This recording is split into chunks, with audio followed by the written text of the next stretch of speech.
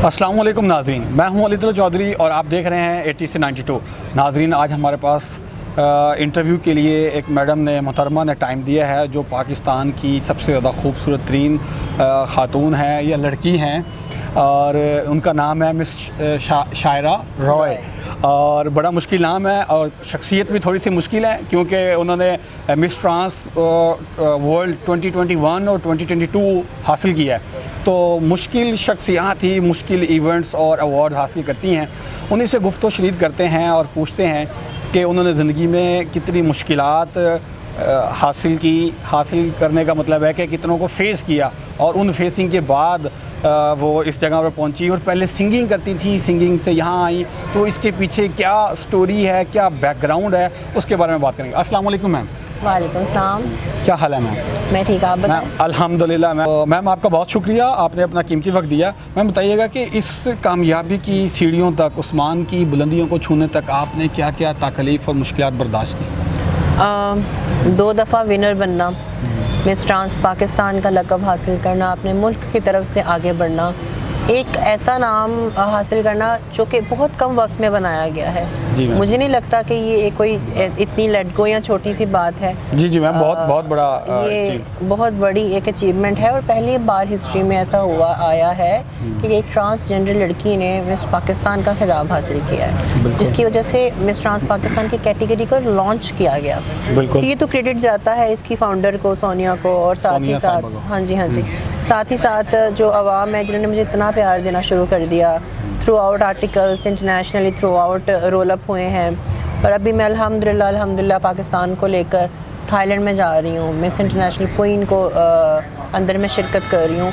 तो ये जो इंटायरली जर्नी है, लोगों को तो लगता है कि बहुत ग्लिटरी वर्ड है, पर इसके पीछे बड़ी मेहनत है। बिल्कुल मैम। रातें हैं जागी हुई, मतलब भूख प्यास छोड़ी, और इसके साथ साथ I been to such places जहाँ पर it was all hard, it was very very very hard. I have been to from lot of depressions as well. तो वो डिप्रेशन जो था Subscribe and press the bell icon. ना, वो आसान नहीं था जिसमें से मैं गुजरी हूँ। ये लक़ब को लेकर कई ऐसे लोग हैं जिनको बड़े मसाइल हुए थे मेरे जीत की वजह से। उनको लगा था कि अच्छा इसी को क्यों जिताया गया है। ज़ाहिरी बात है मैम, जब कामयाबी आपके पास आती है तो फिर मुश्किलात भी आएंगी और मुश्किलात में वो लोग भी सामने आएंगे जो आपसे इख्तलाफ रखते हैं, आपसे जेलस होते हैं या आपको कामयाबी की तरफ नहीं जाना देखना चाहते। तो मैम डिप्रेशन क्यों हुआ, इसके बारे में क्या कहेंगे? डिप्रेशन इसलिए इंसान को होता है जब इंसान के पास सपोर्ट नहीं होता, साथ नहीं होता, जब आपके पास आप लोनली होते हो बहुत ज़्यादा। तो मैंने मेरी जो मैनेजर है उनसे सीखा ये है कि आप अलोन रहो पर लोनली ना रहो। मतलब आप तन्हा रहो पर अकेले ना रहो।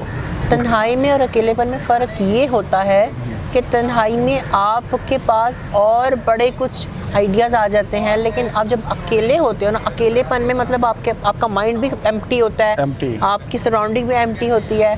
आपके पास कोई जब धोखेबाजियाँ चल रही होती हैं, आजकल तो हर चीज़ में करप्शन है, दोस्तियाँ यारियाँ ये भी आजकल मुखलिस नहीं मिलती। तो ऊपर से एक ट्रांसजेंडर लड़की ने जब ये हरकत की हो कि ये वाला लक़ब हासिल किया हो, जेंडर चेंज करवा कर आगे आई हो, तो ये बहुत बड़ी बात है पाकिस्तान जैसे मुल्क में। और उसके बाद फिर आप आगे पाकिस्तान की पट्टी पहनकर बैरूनी मुल्क जाकर खड़े होकर कंपटीशन लड़ती हो, तो आप खुद बताएं फिर। मैम ये जेंडर चेंज के बारे में ज़रा एक्सप्लेन कर देंगे? अभी आपने यूज़ किया था कि जेंडर चेंज करवा के आई हो, इसके बारे में ज़रा एक्सप्लेन। ये जेंडर डिस्फोरिया इसको कहते हैं। पैदाइश से जब आपके पास कुछ ऐसे प्रॉब्लम्स होती हैं, डिसऑर्डरमेंट होती है आपके ऑर्गन्स के साथ साथ हार्मोन्स में भी, तो आप उसको अलाइन करने के लिए ट्रांजिशन करते हो उस प्रेफर्ड जेंडर में जिससे आपको डॉक्टर्स रिकमेंड करते हैं। तो मैंने भी वो करवाया, लेकिन हमारी आवाम जाहिल है, उनको ये लगता है कि नहीं आपने स्पेशल कराया है, जो आजकल ट्रेंड लगा हुआ है, और इस तरह की गंदी गंदी ज़बान यूज़ करते हैं कमेंट सेक्शन में। अब मुझे नहीं पता इस इंटरव्यू के कमेंट्स में क्या क्या बकवास सुनने को मिलेगी, पर लिटरली मुझे कोई फ़र्क, इतना सा भी फ़र्क होता है ना आपकी बातों का, बिल्कुल नहीं पड़ता। लोग कहते हैं अच्छा इसी को मिस पाकिस्तान बनाना था, ये तो इतनी प्यारी भी नहीं है। हमारे यहाँ एक कहावत है कि जब लोग आपके मुखालिफ हो जाएं तो समझ जाओ कि आप तरक्की की तरफ जा रहे हो। अच्छा मैम, तो आप आज 8 मार्च ख़वातीन मार्च डे भी है, उस हवाले से जो ये औरत मार्च हो रहा है, इसमें जो प्ले कार्ड्स हैं उसके बारे में आप क्या कहना चाहेंगे? आई थिंक जो मुझे सबसे ज़्यादा अच्छा प्ले कार्ड लगा था दैट वाज खाना खुद गर्म कर लो, कि वो इतनी कोई बड़ी बात नहीं है, बिल्कुल, खाना खुद बिल्कुल। गर्म कर लो, because it was just a small thing. आप अकेले रहते हो, चाहे वो मर्द हो औरत हो, तो आप अकेले जब हॉस्टल लाइफ में बड़े लड़के रहते हैं, मैंने बिल्कुल देखा ऐसे ही है, है। खुद खाना गर्म करते हैं, खुद खाते हैं। जब ये क्या बदतमीज़ी है कि जब शादी हो जाती है तो उनको ये एक रिस्पॉन्सिबिलिटी वाइफ की है कि खाना खुद गर्म करना नहीं है, वाइफ को कहना है कि मैं टस से मस नहीं होऊंगा, मुझे खाना तुमने गर्म करके देना है। तो इट्स क्वाइट थोड़ा सा इंसान को ना, औरतों को स्पेशली फील होता है डिस्क्रिमिनेटेड कि यार ये क्या बदतमीज़ी है कि मैं तुम्हारी दासी थोड़ी हूँ या नौकरानी थोड़ी हूँ। बिल्कुल, तो वो इसलिए प्ले कार्ड का मकसद सिर्फ इतना सा था कि आप इक्वली काम करो, और अगर इक्वली नहीं कर सकते तो एटलीस्ट अपनी तो कुछ जिम्मेदारी उठाओ। इतना सा ये एक छोटा सा जेस्टर है, खुद खाना गर्म करके खाना, इसमें आपको मौत क्या पड़ रही है? लेकिन मिस उस मार्च के जो प्ले कार्ड्स हैं इसके अलावा और भी हैं और बहुत वल्गर हैं। हालांकि हकूक़ की बात की जाए तो औरतों को तालीम का हक़ दिया जाए, उनकी मर्ज़ी से उनकी शादी हो, वालिदैन शादी से पहले पूछें जिस तरह इस्लाम कहता है, फिर उनकी शादी के बाद उनको जायदाद में हिस्सा दिया जाए, उनको हकूक़ पूरे दिए जाएँ, उनको बाहर जाने आने के लिए उनके वालिद या किसी की सपोर्ट होनी चाहिए। लेकिन इन सारी चीज़ों के अलावा हट के वो जो वल्गर जो प्ले कार्ड्स उन्होंने उठाए हुए हैं, मैं कहना भी नहीं चाहता और मुझे लगता है कि आप भी नहीं बोलना चाहेंगे, उनके बारे में आप क्या कहते हैं कि क्या वो औरत के हकूक़ के लिए बात कर रहे हैं या औरतों को और बदनाम करने के लिए कर रहे हैं? कुछ ऐसे प्ले कार्ड्स हैं सॉरी जो सेंस बनाते हैं, और कुछ ऐसे हैं जो मुझे भी नहीं समझ में आए। बिल्कुल। ठीक है, अब मुझे याद तो नहीं है एग्जैक्टली कि कौन कौन से वो कार्ड्स थे एज सच, लेकिन कुछ बहुत वाकई वल्गर थे, लेकिन कुछ ऐसे थे जो मुझे समझ में आते हैं। लेकिन ये जो बकवास चल रही है सोशल मीडिया पे कि सारे ही गलत हैं, ऐसा नहीं है। सारे गलत नहीं हैं, उनमें से काफ़ी ऐसी बातें सही बोली गई हैं औरतों ने जो कि सही है, ठीक है ना। और जो एक बड़ा हिट हुआ था, मेरा जिस्म मेरी मर्जी, which was a very very viral phrase, उसमें मेरे माइंड में जो इसका मतलब आया था कि जो रेप पाकिस्तान में हो रहे हैं, हाँ जी, मैरिटल रेप जिसे कहते हैं। और एक वो भी होता है कि आप बहुत छोटी एज में आपकी शादी करवा दी जाती है। गलत बात है ये तो, यही गलत बात है। Just 14 years old and you like needs to get married। उसके अंदर उन्होंने ये वाज़िया तौर पे मुझे समझ जो मेरे हिसाब से आया था कि ये जिस्म मेरा है, मुझे खुदा ने दिया है, तो इस पे मेरा भी इख्तियार है। बिल्कुल, मैं इसकी रूह मेरी है, ये दिस इज़ माई प्रॉपर्टी। तो जब ये मेरी प्रॉपर्टी है तो मैं किसी भी अरे गहरे मर्द को क्यों अलाउ करूं to touch me, to sleep with me, to marry me? ये मेरा मर्जी होनी चाहिए। हाँ, तो मेरी मर्जी पूछें, उसके बाद आगे प्रोसीड करें। मतलब कि शादी से पहले पूछना चाहिए। अल्लाह पाक ने आपको जिस्म दिया है और जिस्म के साथ साथ इख्तियारात भी दिए हैं, ठीक है। तो कुछ लोग इसको और ही सेंस में लेकर गए, आपने क्लैरिफाई किया, बड़ी अच्छी बात है। अच्छा, अब आप हमारी नौजवान ख़वातीन के लिए, लड़कियों के लिए या औरतों के लिए क्या मैसेज देंगी कि जब उनको मुश्किलात आती हैं तो क्या करना चाहिए और कैसे निपटना चाहिए उनके साथ? मुश्किलात जब आती है ना तो सिर्फ अपने खुदा पे यकीन रखें और अपनी ज़ात पे ना कॉन्फिडेंस लें। हमारी खातूनों के पास कॉन्फिडेंस नहीं है, दबाव में आ जाती हैं, मारे खा लेती हैं शोहरों की, घर वालों की झिड़के खा लेती हैं और अपने हक़ की आवाज़ नहीं उठाती। मैं एक ट्रांसजेंडर लड़की होकर जब इस मुकाम पे पहुंच सकती हूँ कि मुझे लगता है वाहिद ऐसी ट्रांस हूँ पाकिस्तान की जो इज़्ज़तदार है। बिल्कुल, ठीक है ना। मोस्टली ट्रांस लड़कियों को इज़्ज़त में नहीं समझा जाता, गलत तरीके से। लेकिन अल्हम्दुलिल्लाह जब से मैंने ये सैश ली है, और मेरे पास एक नहीं 2 सैशेज हैं, एक ये है और एक ये है, मतलब मेरे पास 2 साल का लक़ब आया है। फिर मैं इसके बाद मिस इंटरनेशनल क्वीन पाकिस्तान की सैश पहनूंगी, उसके बाद इंशाल्लाह मैं मिस यूनिवर्स में अप्लाई करूंगी।